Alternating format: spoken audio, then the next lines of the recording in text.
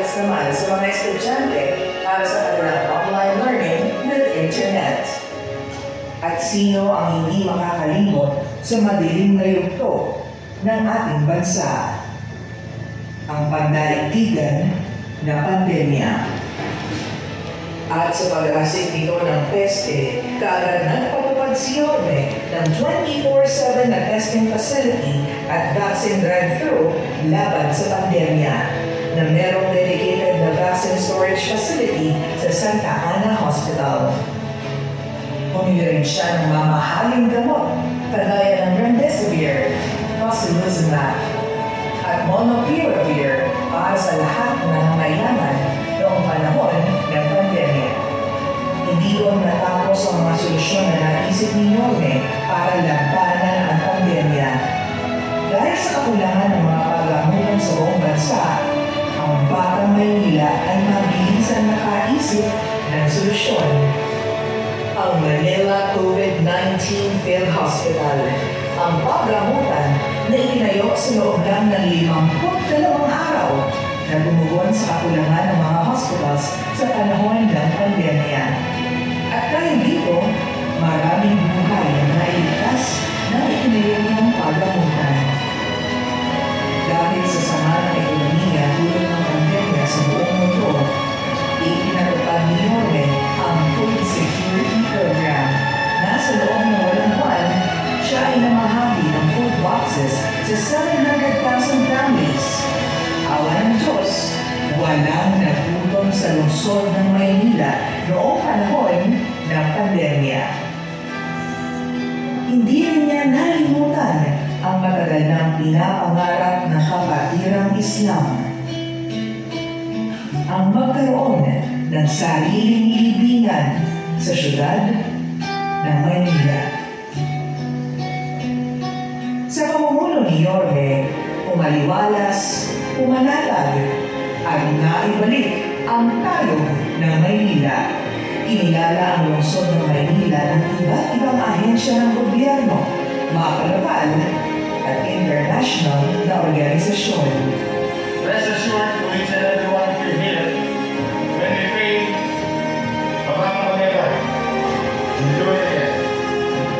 When we succeed, we guarantee you will live with you. We'll make it farther, reach more. We're going to be with you. Nobody will be left behind. Now together, let's make Manila great again. Ang pagbabalik ni Yorme.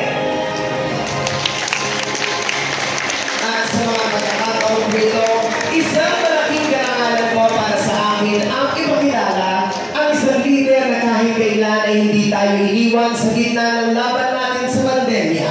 Ang isang leader na tunay na nagbigay ng pagmamahal, malasakit, kalinga sa ating mga batang Maynila. Ang batang galing sa hirap, nagsumikap. Ang batang Maynila, Yorme Isko Moreno Romagroso. Ay, wapo po kayo.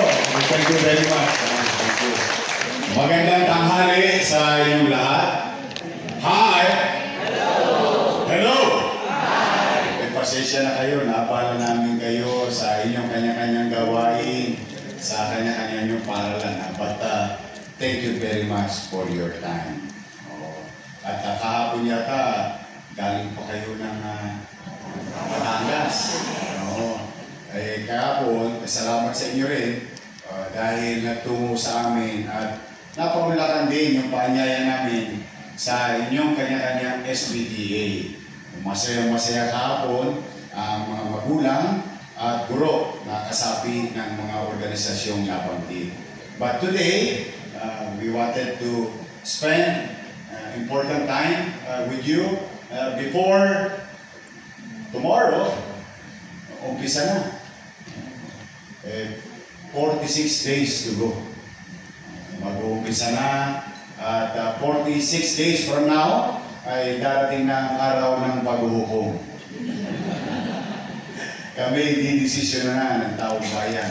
But we're very excited in our group, Yorme's Choice, sa buong Manila because of I'm really grateful to the people of Manila with the recent data gathered by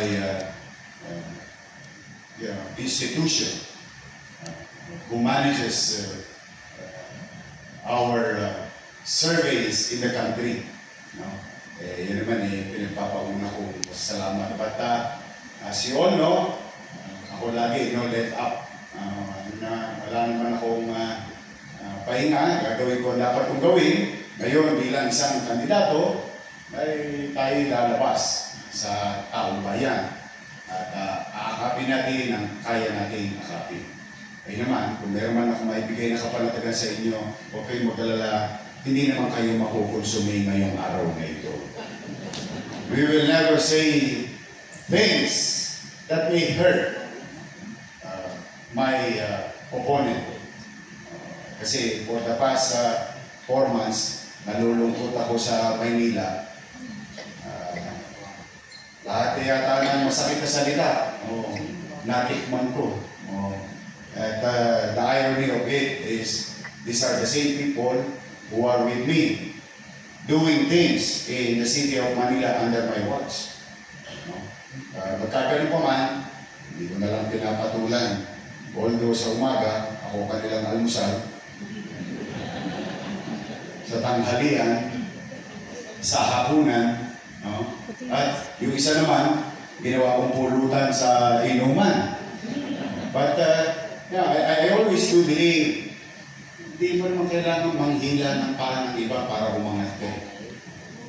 Especially in public service. All you have to do is sabihin mo, kung ikaw ay incumbent, which is more often than not, I have experience, I just report to the people of what you have done in the past 3 years. If you are a challenger, which is I am a challenger today, you just state what you're going to do to the city and the people of Manila. I think after that, ang paniwala ko naman ay matatalino naman ang mga tagalungsod ng Maynila. Alam naman nila yung totoo at hindi. While a lot of politicians would say tapat at totoo sinasabi and so on and so forth, but at the end of the day, hindi mo naman mabobola ang taong bayan. Partikular na kayo. Kayo yung mga nakapag-aral, iba sa inyo nagpakadalubhasa pa. At sa tagal ng panahon ng paglilingkod nyo sa bayan, sabi nga kanina ni Senator Gringo,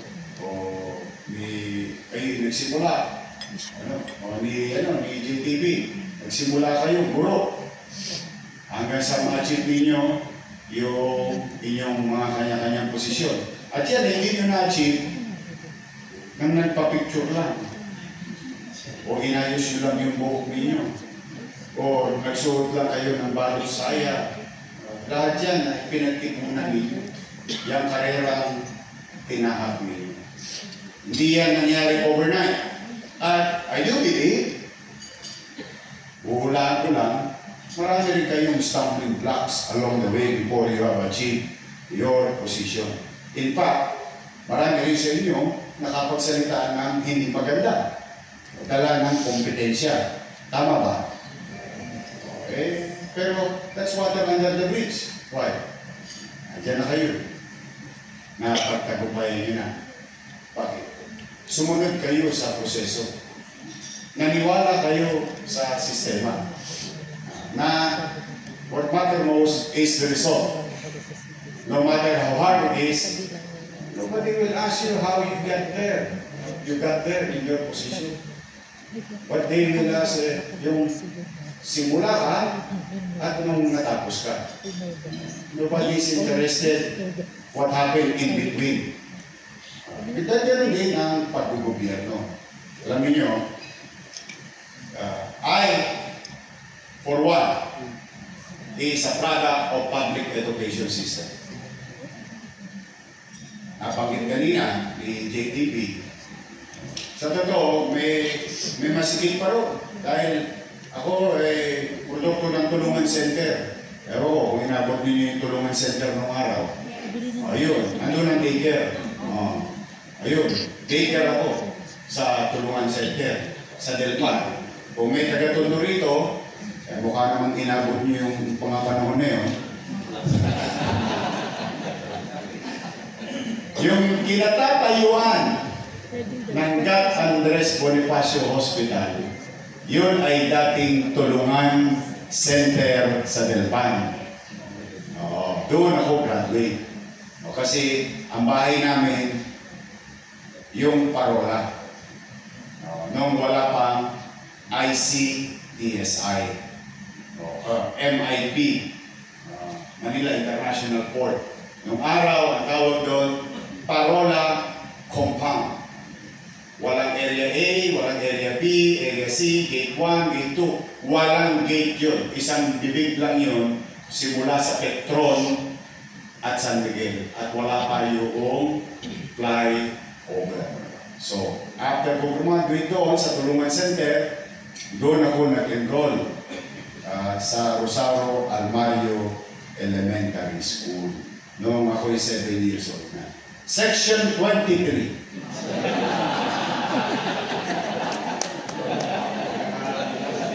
Sa dulo na walang hanggan. Si Chi, bumulong sa akin kanina. Ito, mapalad to, katulad ng anak ko. Private school na sila.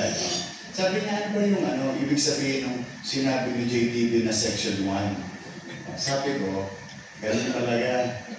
Pag masikap ka, nagampanan mo yung asignatura, at magaling ka sa recitation, o magaling ka sa short quiz, o one length twice, haba yun, mga 20 yun. Pag short quiz, mga 5 to 10 lang. 1/4 ka lang. Yan, ay ko. Pag doon naging magaling ka, ay mapupunta ka sa Section 1. At pag Section 1, pag flag ceremony, every Monday, ang pila ng Section 1, ginaganyan. Laging tinitingala. Kasi sa sistema ng araw, magkakasama-sama yung mga magagaling. Yung katamtaman lang, pa-urong na pa-urong yun. Ako, Section 23. Alam mo na, ilan ang dinaanan ko? 22, 21. But, just to say, I think dalaga pa siya ng Mrs. Lazaro, yung teacher ko. Pero, pagkayari ko naman ng grade 1, Section 23, jump to Section 11.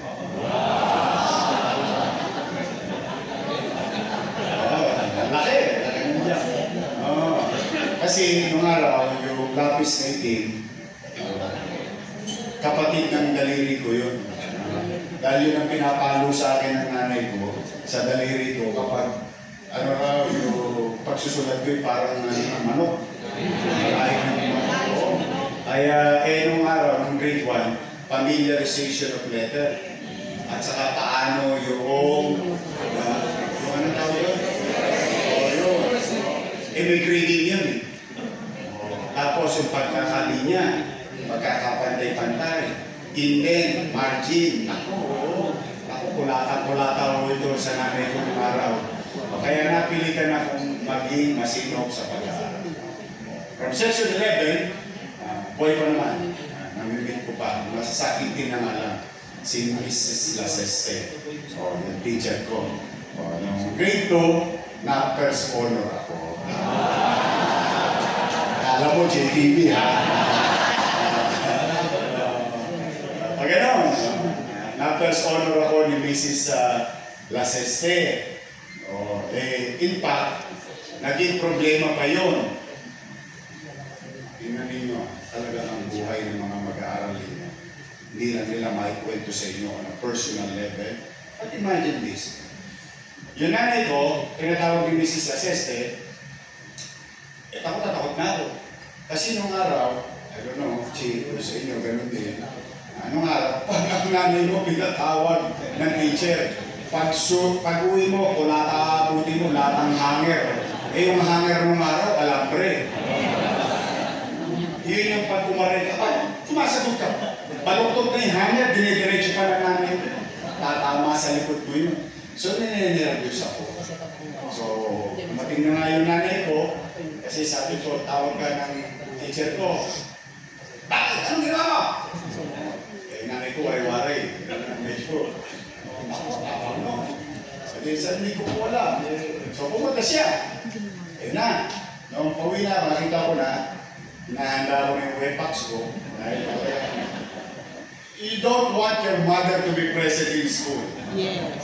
Kasi hindi mo naman din lang sila nag-uusap nung it's either guidance counselor namin, si Mrs. Yanga, o pag doon ka na, guidance ka, yari ang GMRC mo. Ang araw. So, pag uwi ko, gagalit yung nanay ko. Ikaw, sinabi ko, mag-aral ka lang. Sabi ko, nag-aaral naman po ako maigi. May problema tayo ngayon dahil first honor ka daw.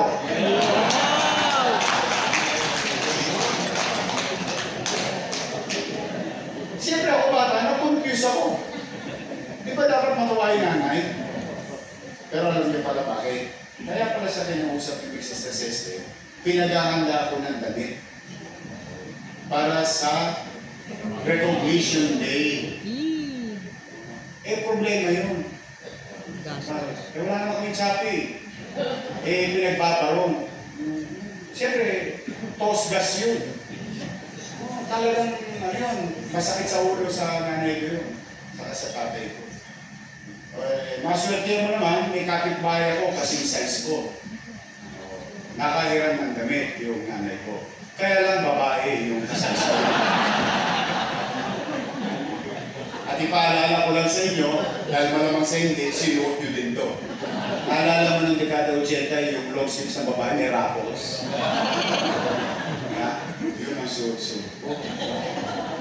Di umatin ako na Recognition Day, nasabitan ako ng medalya. Tuwa-tuwa naman nanay ko. Kala ko galit. Simula Kagitingan, Saragosa, hanggang Quezon. You know how long is that? Almost a kilometer. Kasi yung araw-araw, panipanaod ako. Ayaw pa ubad ng nanay ko. Yung medal. Proud din pala. Huwag mo ba rin yan? Gusto ko makita nila yan. So, these stories, this life experience inspire me to be better. You know? Swerte lang nung araw, may Nutriban. Kahit pa paano, pag wala ka pa, may chicha ka, yung Nutriban, basag na pa nga mo, hindi ko upos yung Nutriban. Tapos yung teacher mo nakatingin, ubusin niya! Pandidilagan ka ng mata ng teacher. Yun yung mga programa. That's why, when I was given a chance to be the leader of the city, as you all know, I tried to showcase to the entire country here in the capital of our nation on how leaders can build something that will awe and inspire others to do the same. Sabi nung isang kandidato, yung ginawa ko raw ng mga eskwelahan, sobra-sobra. Masyadong magarbo. Nasyak ako. Why say such thing? Why? Ba't hindi ka masyasyak? So kapag gumawa ako o gumawa tayo, wag na ako. Kapag gumawa ang gobyerno ng matino, maayos, moderno, and highly competitive in a facility where private schools have. Pangit pala yun. Hindi pala maganda yun. So, ano ang gusto natin kung tayo yung mga lead? Ang gusto pala natin ay yung may magawa lang, may masabi lang. Wherein, it is hard to build. It is hard. It will buy time. It will disturb, disenfranchise teachers and students for a while. But when you build for the longer term. You build sa demand ng panahon at mga darating pang panahon. You don't just build just for the sake to address a particular existing problem. You always build, you address the existing one, then you project a future problem that may arise. O kita niyo, binulungan ako kanina ni Senator Gringo. Sabi ko, ako ang ina-address ko, population growth ng Maynila. Wherein, as we speak today, as principals and members of the academies, may pinanganganak na bata. And I'm pretty sure about it, as we speak today, at this very hour. And 7 years from now, that boy or girl, human being, will occupy a space in our school. 7 years from now. And as you have taught us in science class, space occupied by matter, lesser space. So, nalungkot lang ako. Bakit nga ba ganon kaganda? Bakit ganon kamoderno? Unang-una, yung particular na pag-graduation, yung sinabi ni Amado kanina. Graduation, yung mga makeup ng teacher na Natasha, umuhulas. Yung palitada ng mga nanay, bumabanglas. Totoo, kasi nasa gitna tayo ng araw. Why? Ano po? Experience it during the recognition. Magkaroon ka ng ganong auditorium. Saan mo makikita yun? Sa pribadong paralan. Bakit kailangan natin tipirin kapag kapakinabangan ng mamamayan? Bakit kailangan maliit ang ating pagtingin kapag gawain mapapakinabangan ng kasalukuyang henerasyon at ng susunod na henerasyon? And that shows the character of leaders. Sa totoo lang, kung kinakailangan, kung papayagan na ako, utangin ko ng utangin lahat ng pera na yan, future income, magawa lang ngayon yan, then so be it. Why? Government is not a savings bank. We are not there. Naipunin ng pera. Government, the job of the government is to spend money for what? For services.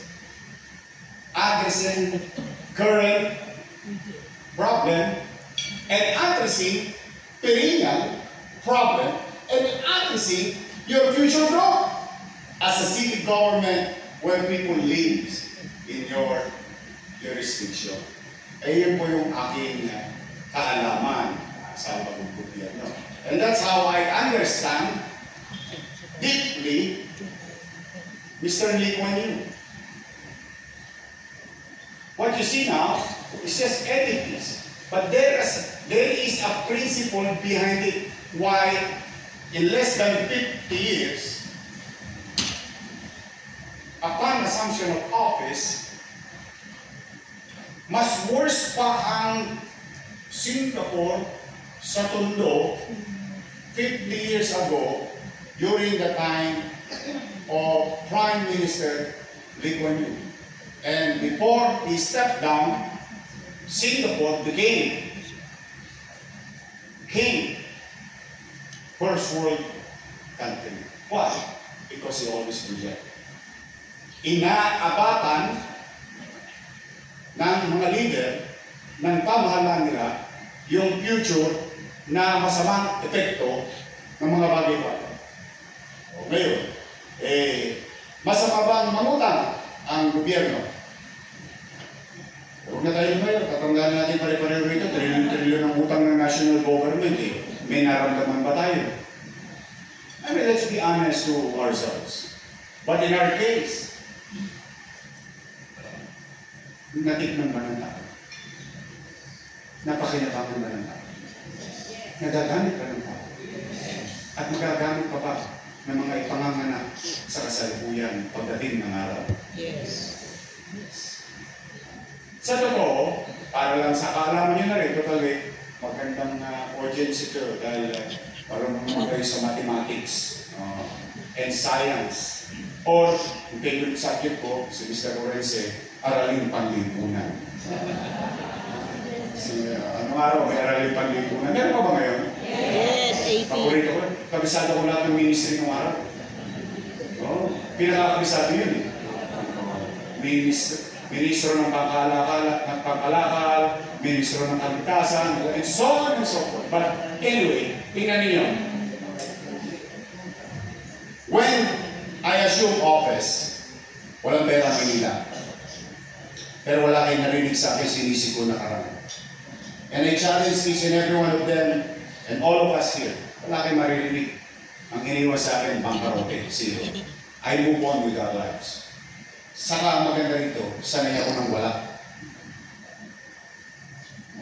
Abilidad lagi ang ginagamit ko. Really nyo, wala na akong makain. Kami pinakamahirap pa yata sa tilang mahirap. Mahirap pa kami sa daga. Yun ang katotohanan ng buhay, hindi ba dito yun? Mga teacher sa Almario, pagtanong nyo sa kanila. Miss Luzano, lahat yun, binibigyan ako ng baon ng araw. Kasi kahit 50 centimos, hindi ako mabigyan ng nanay ko. Pero kami, kita ninyo, araw-araw chicken joy ang almusal namin. Oh.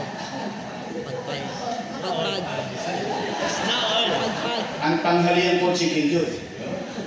Ang hapunan ko chicken joy. Nagpapatuhan kami ng manok araw-araw. Because you use your ability. And that's what happened when I assume office. Abilidad. Ilinis ko ang Maynila. Ipinalit ko ang kalsada sa taong bayan. We put order in, put things in right perspective, and so on and so forth. Then, one afternoon, because I tried my best to find ways. Why? I took an oath to serve, no matter what. Una-una, hindi naman binigay sa akin yung pagiging mayor eh. Hiningi kong maging mayor eh. Ibinigay sa akin ng tao. Pala ka pala eh. Pala decision ka. Gusto mo mag-mayor, magre-reklamo ka walang pera. Hindi. No. Anong ginawa? Ginawa ko pa. Nagbasa ako. I found out that there was a decision by the Supreme Court, or what they call the Mandanas ruling. And you can search it. You can search it. Very particular to kasi pera pag-uusapan dito. Under the Mandanas ruling, and decided na magkakaroon ng extra income ang local government unit. Then tinawag ko si Atty. Moreno. Si Atty. Moreno is my teacher in UP-NCPAC. At the same time, he used to be the DILG Legal Division Chief at the time. Sabi ko, Atty., final na ba ito? Ayan. Nung binasa niya, yes sir. Okay. Oh, meron tayong pera. Ang problema, nakalagay doon sa dulo, ito ay i-implement 2022.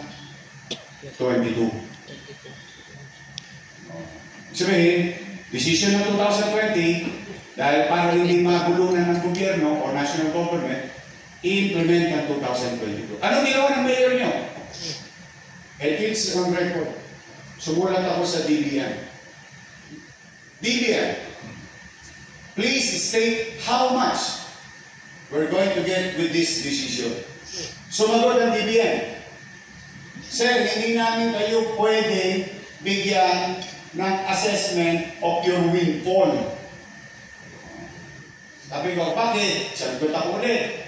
Ang sabi nila, kasi hindi pa tapos ang National Statistics Office kung ilan ang populasyon ninyo dahil 2020 pa lalabas ang data. Sabi ko, wag mo nang intindihin yung 2020, ipase mo kami sa 2015 population kasi every 5 years. O sabi ko, kung ano yung populasyon namin ng 2015, doon mo kami estimahin. Sigurado kayo, sir? Oo. Bakit pa ako maghahangad ng kagitna? Ito, extra income na. Anong nilahat? Pumayag. Alam niyo ba, sinertipikahan tayo?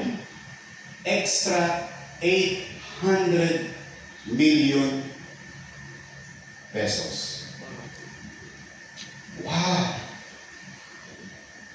And it turned out, if I may use the word of Ate, the way she explained it in 2022, 1.2 billion extra from 4.7 to 5.9. Anong ginawa ng mayor nyo? Si mayor, sabi niya ng mga talongs. Si mayor, maraming iniwang utang. Tama naman. Una-una, hindi ko naman kinubli yun. Alam naman ng taong bayan yun. Never naman ako nagkubli. Then, kayo ngayon na magdesisyon because you're teachers, you're principal, you're our leaders in academic institution. Kayo magdesisyon kung talagang may utang ba tayo. Sabi ko, sige, meron tayong windfall, so meron tayong 4.7 regular, ayan yung mga ginagastos natin regular, pero meron tayong windfall na 1.2 or 800 at a time. Ano sabi ko? Alam niyo ba unang pumila sa atin? Manila is not a bankable city. It is corrupt, bad, COA auditing result, at walang pera. And I promise in 2019 not to raise taxes. I made that commitment. Ayoko talaga magtaas ng buwis hanggat maaari. And I promise the people of Manila in the next 5 years is static ang taxes ng Manila. To fulfill the promise, you find ways. Then, pumunta, alam niyo sino pumunta? Hindi tayo bankable, ha? Ang COA audit report natin, nuk-nuk ka ng sama. Talagang kamuhi-muhi. If I may use that word. Ano nangyari?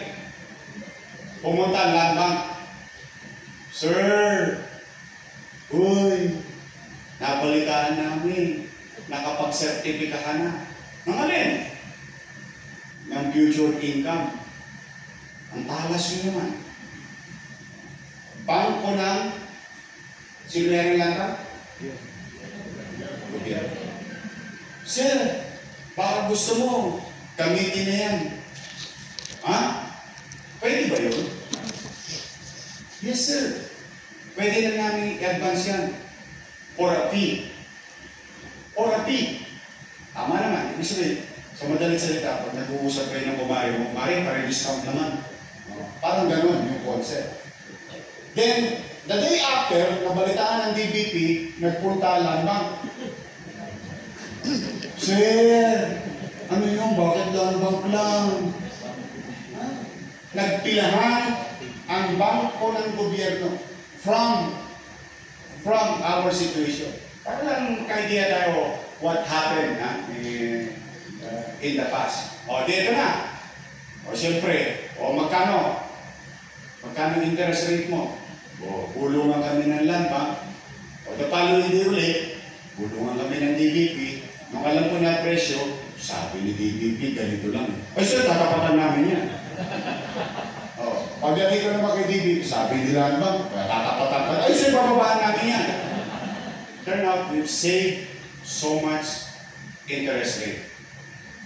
An averaging of 5 to 6% interest rate. At inflation rate of 4% at the time. You know naman what's inflation. Ano sabi? Sir, basta pagawaing bayan, poporduhan namin. Alam niyo, binigay sa atin from zero credit line, we were given authority by the board ng DBP at ng Land Bank up to 25 billion pesos. Ibig sabihin, pwede mong i-avail. Dati hindi tayo pwede mong utang kasi wasak ang finances natin. Ano nangyari? O, di in-advance ko. In-advance ko. Saan ko nilagay? Rosauro Almario Elementary School. Manila Science High School. Magsaysay. Hospital lang Maynila. Paseco Hospital. Yung nasunog na bahay na yun. Condominium 1, Condominium 2, Binondominium 1, San Lazaro Residence, San Sebastian Residence, Pedro Hill Residence. All 20 story, 42 square meter, 2 bedroom per family. Napakinabangan ba ng tao? Nagagamit ba ng tao? O pinili nung araw ito, kayo mismo makakarinig. Nung araw, kinakansel ang klase kasi may ulan. May bagyo. Ngayon, kinakansel ang klase kasi mainit. But, sa totoo lang, kung hindi general ang pag-cancel ng klase, may pasok ang Albert. May pasok ang Manila Science. May pasok ang Almario. Akalain mo maisip ng mayor yun ahead of time that the weather will change and there will be new challenges. Just what if? Mangarap na tayo pare-pareho. Lahat naman nagsisimula sa pangarap eh. Just what if, isang araw, buong eskwelahan ng Maynila, lahat, 10-story, fully air-conditioned. Just what if. Diba? Ibig sabihin, ang Metro Manila, walang pasok. Ang Maynila, may pasok. Tama ba? Do I make sense?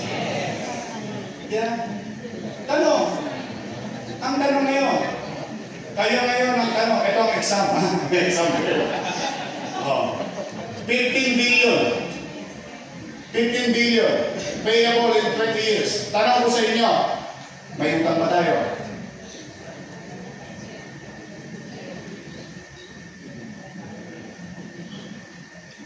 Alright, class. This is your grade presentation.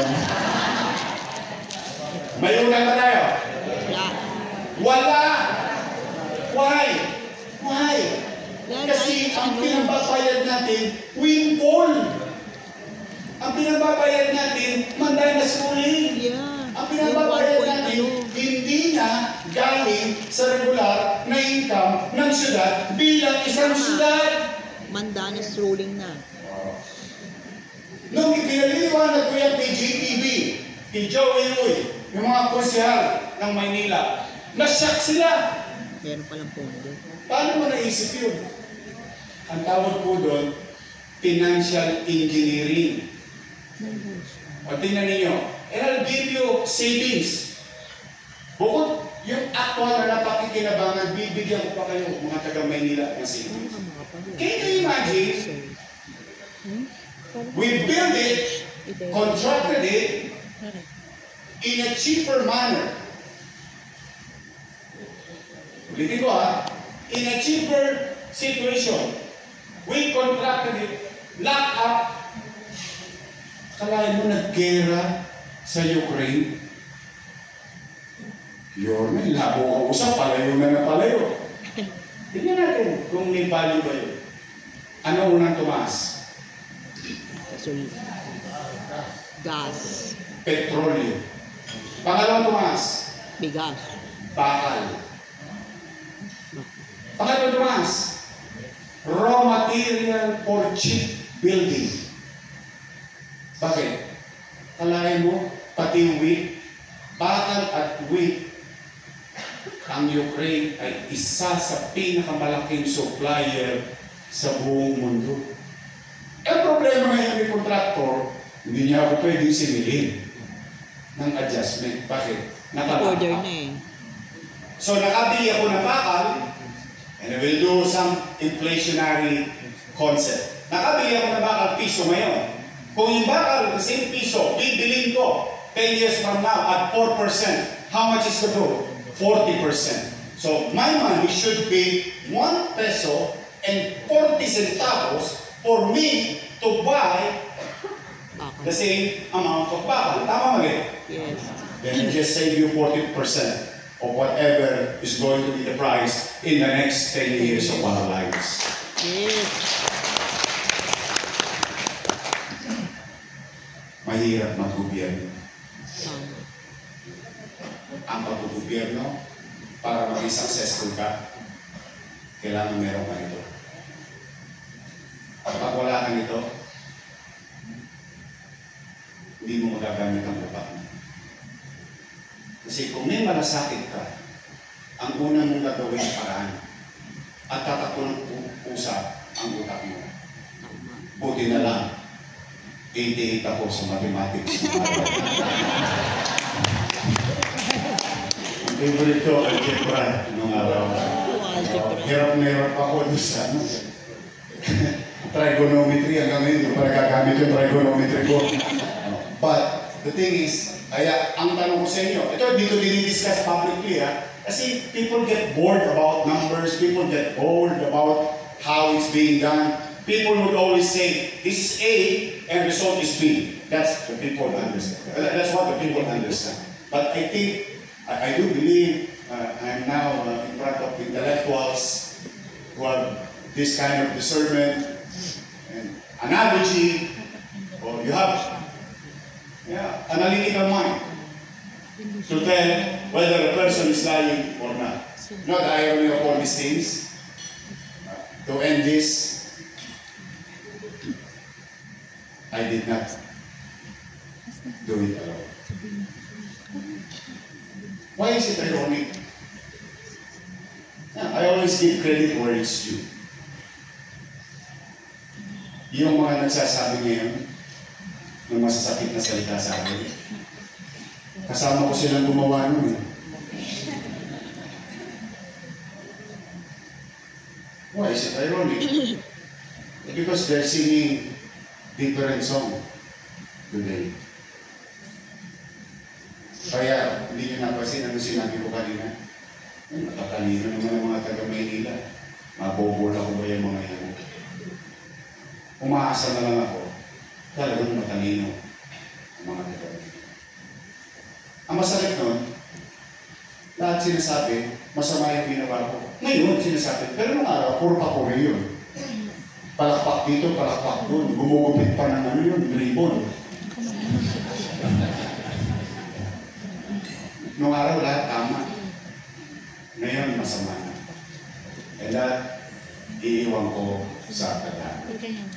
People will judge us who we are and what we did to our fellow men.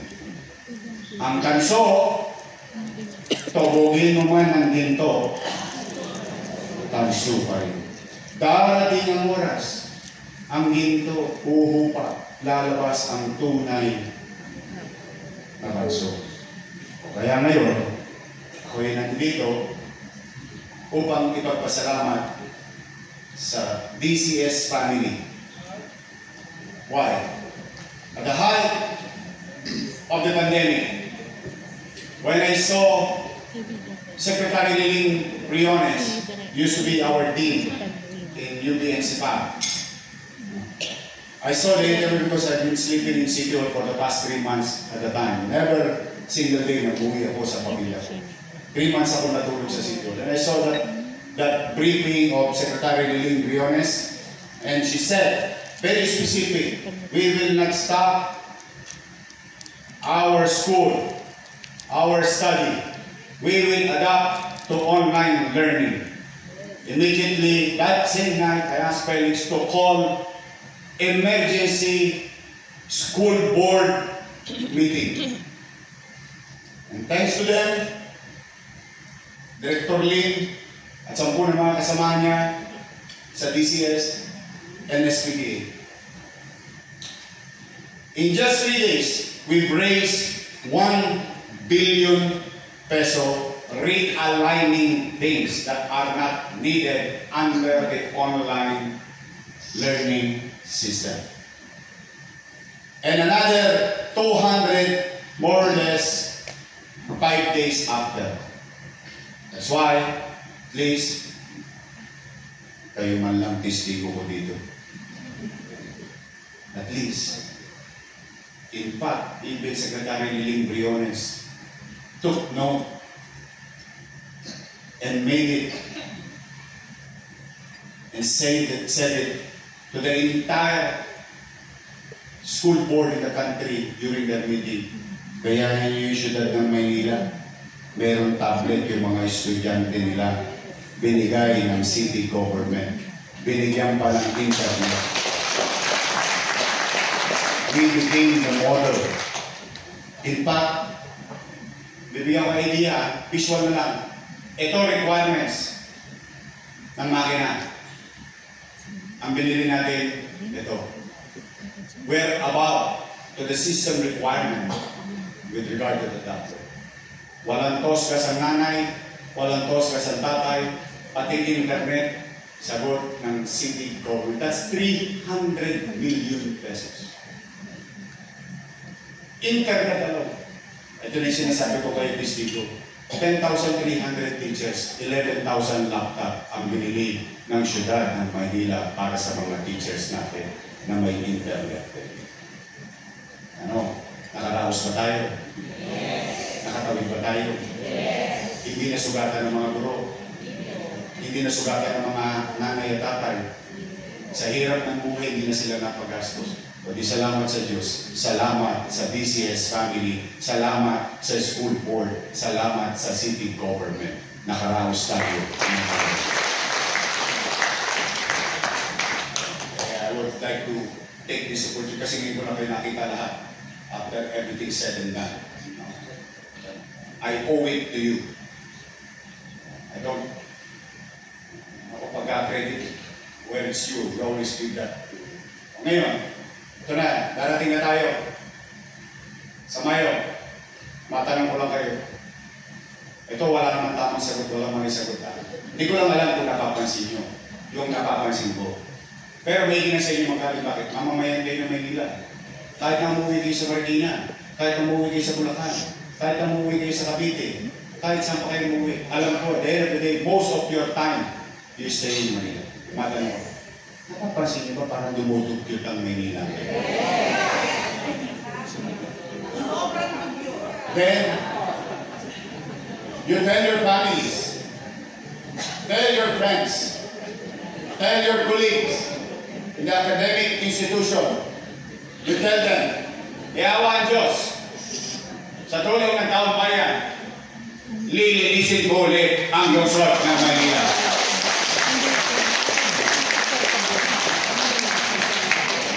Pangalawa tanong ko sa inyo. Kailangan malaman ko talaga yung ba damdamin ninyo, yung ba talaga nakikita ninyo. Because kung di ko tatanong, hindi ko alam kung paano solusyonan. You always ask it. Sabi nga ni Confucius, Confucius said, he who has question is a fool for that moment, he who does not is a fool forever.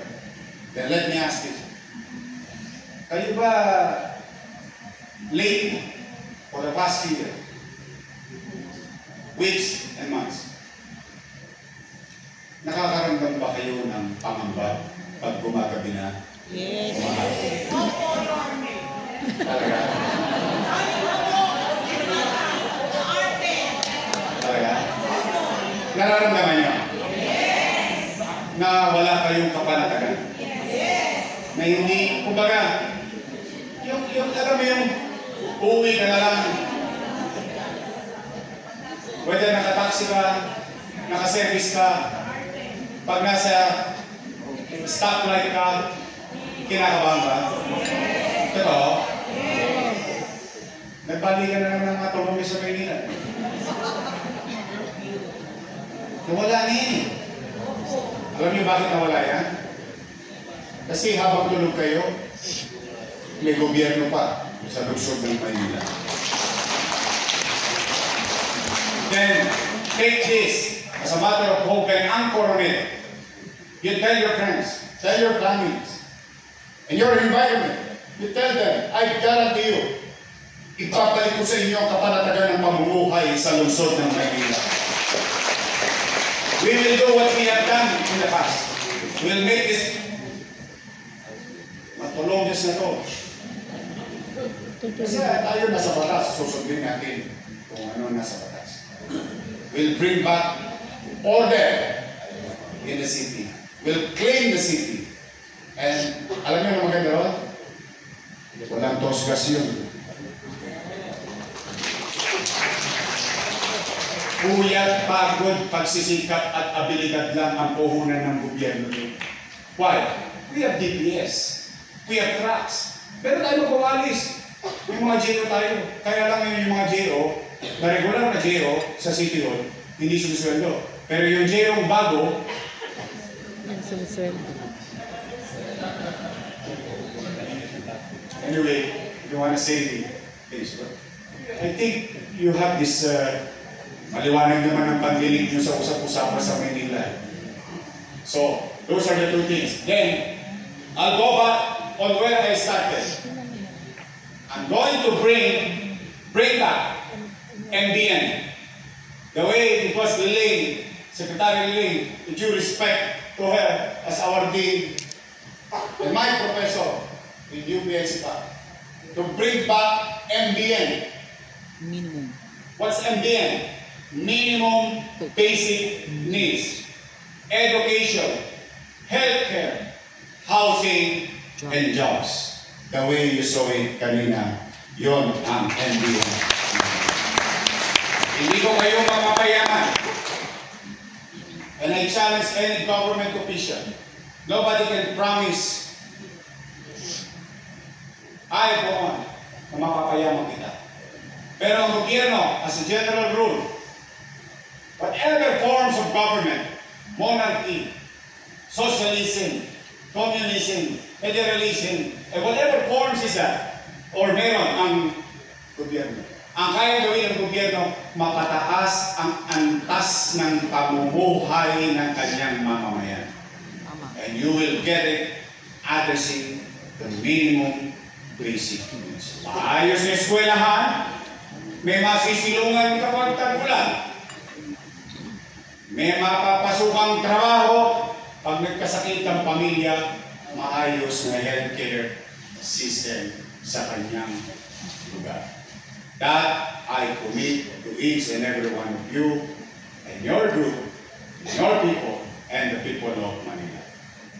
But, meron lang akong pakiusan. Gusto niyo ba mabalik yung gobyerno mabilis kumilos? Yes. Bigyan niyo ako ng kasama. Kalimutan niyo na yung mga dati kong kasama. Talagang gano'n eh. Nakalulungkot man eh.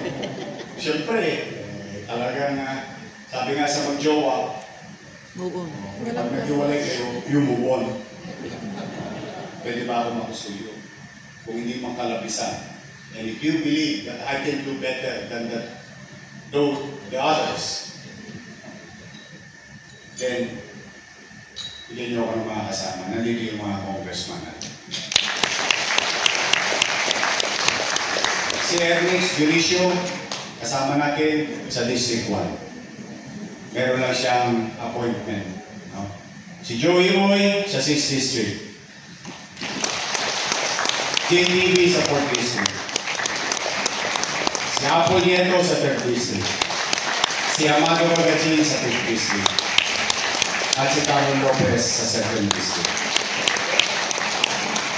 I told them to commit national resources to the local. And I told them, tutulan niya naman yung mga pamilya na kung ano-ano para lang maiputo kayo.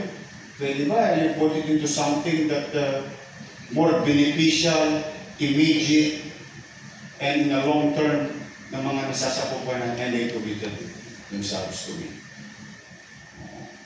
Pero magpagawa naman kayo. Hindi yung ginagawa natin, sinasanay natin ang tao na nyumanyangga ng nyumanyangga. Hindi na natin natuturuan ng tao. Di ba kayo rin na nagturo? Di ba tinuro nyo rin ito sa paaralan? Anong tinuro nyo sa amin na nag-aaral kami? Turuan mo ang taong musa. Naalala nyo ng mga grade 2, grade 3, mga kasabihan? Yes. Kasama rin. Ang hindi lumingon sa pinanggalingan, hindi makarating sa pararoonan.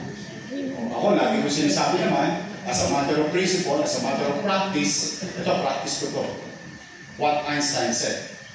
Don't expect different results will come to you tomorrow. If what you did today is the same as yesterday, you will have the same result.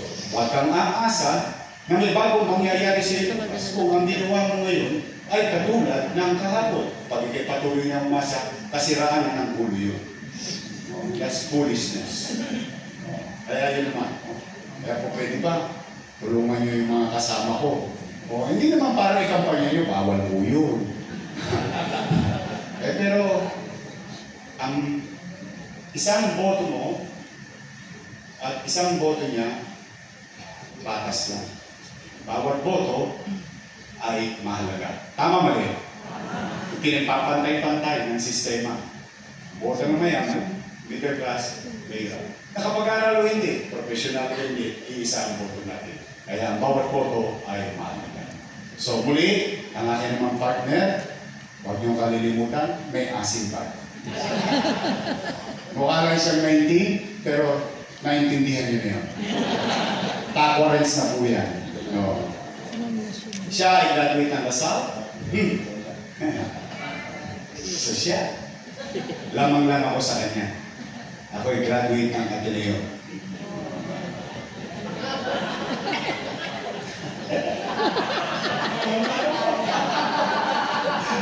Ayaw mo naman ng mga tao pag sinasabi ko Ateneo ako graduate.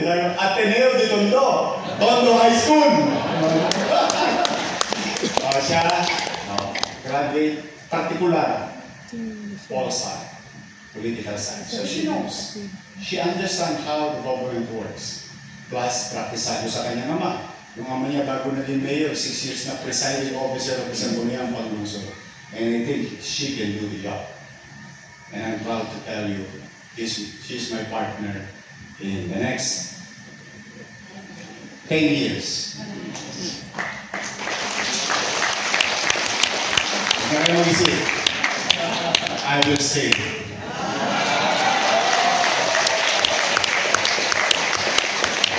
Pero bagay naman na at least matangos ang ilong ko ngayon. At kaya ko sabihin, pagdating ko ng pag-80, kung aabot man ako ng 80, pag umabot man ako ng 90, pag kukuya-kuya-kuya na ako sa tumba-tumba, at least masasabi ko sa sarili ko, I try my best to offer myself to the country. No regrets. Why? Because you are offering services and vision. It's just that the people hindi pa solve sa'yo. We move on with our lives. Now, the people of Manila shouted, bumalik ka na. At ayaw ko magbibingihan. Baka naman ipagtampo ng mga Tagalos. Now, my commitment to you, I'll say. That's gonna be 1 decade of planning, delivery, addressing our city's problem and our city's growth. And I hope, bigyan niyo ako nakakampi na hindi ako lalagyan ng munggo sa dadaanan ko.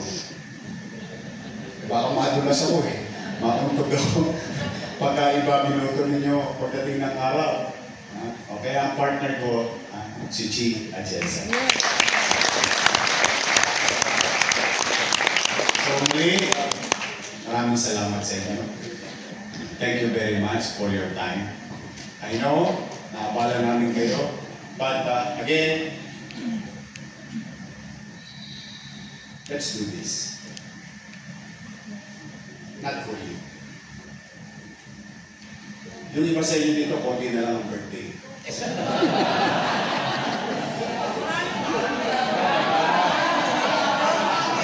You'll never know, including me.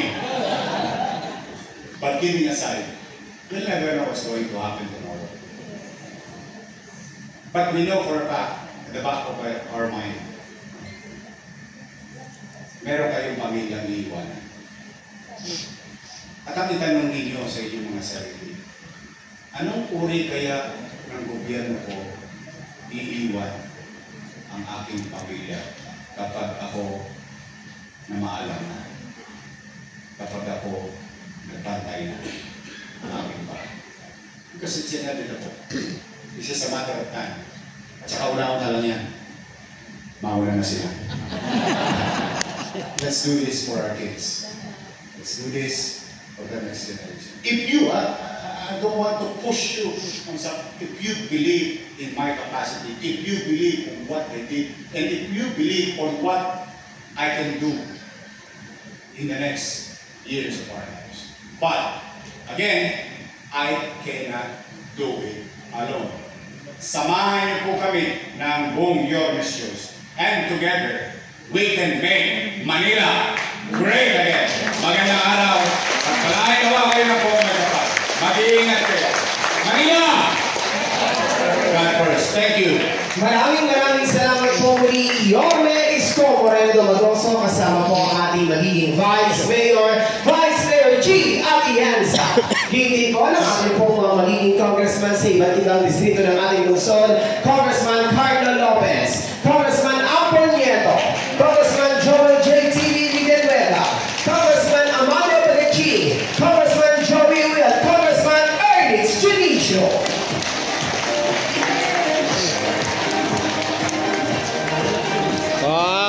At muli po sa ating po mga minamahal na puno-puno mula po sa District 1 hanggang District 6, manatili lamang muna po tayo nakaupo sa ating po mga upuan at ang ating po mga staff mula po kay Yorme ay lalapit po sa inyo at kukunin po yung po mga wristband na nakabog po sa inyo pong mga kamay. Muli po